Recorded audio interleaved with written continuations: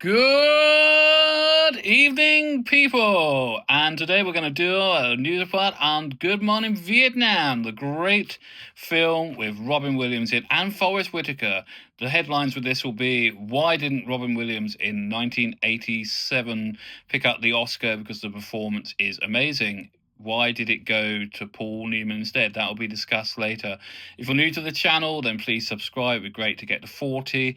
And let's get into this. I've decided to do today, as well as other things coming this week, because I was watching it on Disney Plus earlier, and it's a rarity. It's a film from 1987, and it does have audio description, because when I clicked on it, I thought it's not going to have it, it's too early, and lo and behold, it did have audio description, so you can watch it if you're blind like me. It's a fabulous film, great music, really good performances by Robin Williams as the main guy, a fish out of water in Vietnam, why the Vietnam War, and he's sent out there to be a DJ basically for the Forces Radio, which still actually exists to this day, the Forces Radio, and they're not used to it. It's very slow. It's very joyless. They play Mantovani in the morning, and there's a great joke by Robin Williams who goes, "You play Mantovani, and that's like giving out sleeping pills in the daytime." I think it's something like that. That's not an exact line, but it's great. It's just very funny all the way through, in my personal opinion.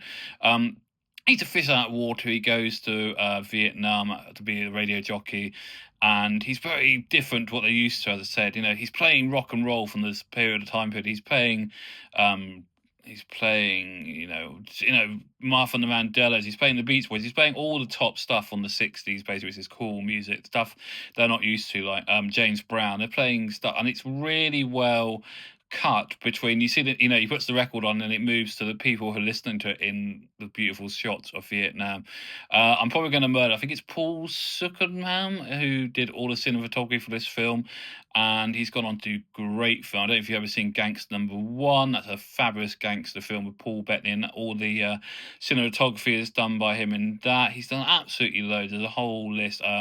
Lucky Number 11's another really good film that he did the cinematography for. But in this film, it's very well shot. It makes Vietnam look absolutely gorgeous. It makes you want to go there. And I expect the tourism did go up, even though there was a war going on. So Robin Williams is just off the planet in this film. It has to be. I think it's one of his best films, and I'm really amazed. At the time in 1987, he didn't get Best Actor. He lost out. He did get a Golden Globe, but he lost out to Paul Newman for The Color of Money. And you might think that's the right decision, which please put in the comments, and I always get back to any comment that's sent to me. More subscribers, please, more subscribers. We're nearly up to 40, and that'd be amazing.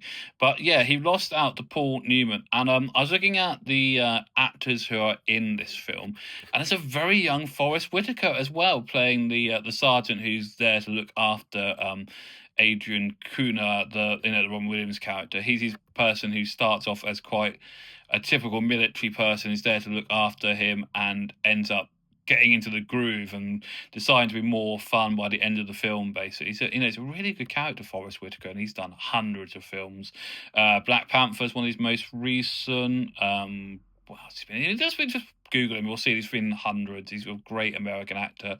I would really recommend, if you've never seen it, the Last King of Scotland, which is about the dictator Idi Amin. It's an absolutely stomach-changing film. It's beautiful, really dark. I love it.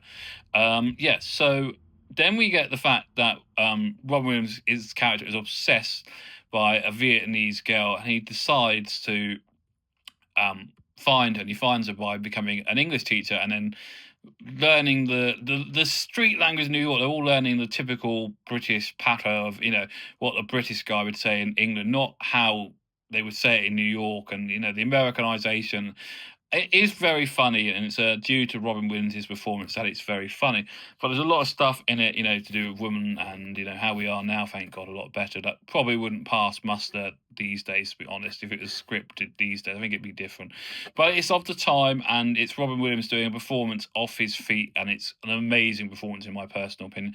Every scene is, and you want to watch because he's just extremely funny, like he was, and it's such a shame, Unfortunately, somebody who didn't actually agree with his own mental demons and did kill himself. It must be about 4 or 5 years ago now. One of my first films I ever saw was Aladdin, and that was just off the planet because of him. That performance of him as the genie is amazing. If you've got young children, I seriously recommend showing him as the genie. But if you want to see him in full throttle, it's either this or it's the Carte Diem one. It's got Dead Poet Society. I just thought of it. I was trying to think of what it's called. It's called Dead Poet Society. Or if you want a seriously good Robin Williams film, and it's the one he actually got the Oscar for finally, is Good Will Hunting. Oh, it's one of my favourite films. And I think in a bit, in the classic period of this YouTube video, because we're going to do a classic film, I think, as well as everything new, I must do Good Will Hunting, because it's one of those films I've watched and watched, and it's just brilliant. And it's mainly because of Robin Williams. Robin Williams was a genius, but Demons everywhere, and recommend Robin Williams films and I watch it on the spot, so please do. If there's something you think is a bit obscure and I haven't seen, put it in the comments, which is a challenge because I've seen an awful lot of films, so it's a challenge for you there to find me a film I haven't seen. As long as it's got audio description, I will watch it. So yeah, this performance is off the planet for Robin Williams. Forest Whitaker's really good as well, and the fact that his character integrates with Vietnam society. He goes to the bars. He becomes an English teacher because he wants to get the girl, basically, but doesn't get anywhere. And then all this is ripped away. As the spoiler came out, you find out that the brother of the girl he wants is a terrorist, and really sees the Americans for what they are. Don't see them as freedom fighters or helping them to change the country. Just sees them as people killing his family and friends. So it's a really interesting bit. And you get to the end of the film and he confronts him, and it's a really dark scene, lots of swearing, and there's quite a bit of swearing in this film.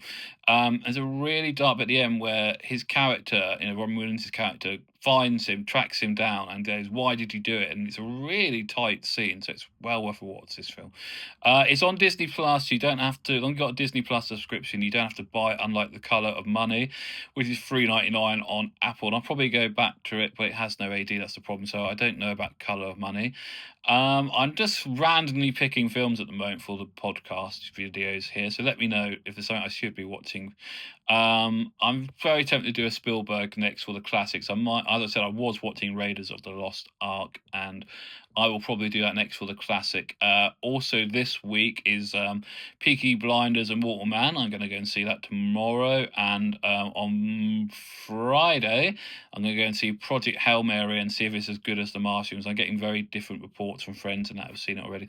If you've seen either of those films, please put your feelings in the comments. If you've seen this film, Good Morning Vietnam, then please put a comment down, and I always get back. And I'd love to know your feelings on these films. It's going to be a cultural society. I want to make a community and get people talking about the love of film. And you can still go and enjoy a film, and even if you're blind, audio description is so good these days. You can get that sensation. You can have the voyeurism, the lights going down, and people munching popcorn. You can still do it. There is no reason why being blind stops you from going to the cinema, basically.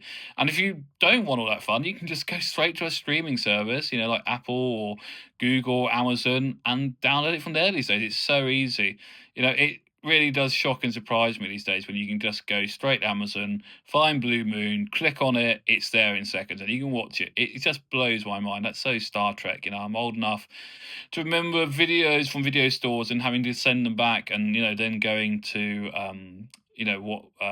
Love Film. I think it was called Love Film. There's the where you had a disc and it came in the post and you watched it and sent it straight back, and vice versa. It killed people like Blockbuster, unfortunately, but happy days, hey. And yeah, I think another film I should definitely do on here because it's one of my favourites, and you have to let me know your favourites here, or on the Twitter page, X, we have an account, just look for Alex Gibbons, Lights Camera Debate there. I need to update the Facebook page because it's still on the old title, and if anybody knows how to do that, please let me know in the comments too, because I'm struggling to find out how to do that. So, back to Good Morning Vietnam. So you have to do it like that, and I think it's an awesome film. It's just brilliant from start to finish.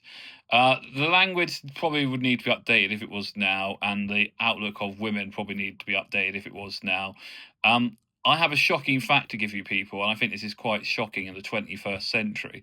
At the 98th Oscars on Sunday, the first ever female cinematographer got an Oscar. That's 98 Oscars now, so it's 98 years now of Oscars, and the first woman got cinematographer award for Sinners on Sunday. How bad is that when it's taken that long a time period to get somebody in that sort of industry, for cinematography or for makeup, the actual backroom things what keep everything running on a film. It's taken till now, and hopefully it will change. Hopefully it will get better for women. And I'd love to know. As I was looking at the statistics, and we don't seem to have as many women as men watching the channels. Bad, bad, bad, bad. So if you're out there, please subscribe to the channel and watch, because we'd love to know your opinions as well. Everything counts on this channel. So I absolutely loved watching today. Good Morning Vietnam. It's a great film. It's got a really good punchy soundtrack as well. I might track down the soundtrack on Apple Music to see if it's as good as I remember from watching the film. Every bit of music is connected to something. It's connected to the people. It's connected to how he's feeling. There's bits where he's dancing, with the headphones on to James Brown. It's just brilliantly done. You can tell that Robin Williams was a complete and utter method actor. He got into that part of being a DJ. You can tell he did, and it's just brilliant. So I cannot recommend Good Morning Vietnam. So you have to do it I cannot do it without doing it like that. It's probably terrible, but you have to do it like that. So as I said, coming this week will be videos on Peaky Blinders, The Immortal Man, Project Hail Mary, and maybe another classic on the weekend. Anyway, that's all, folks.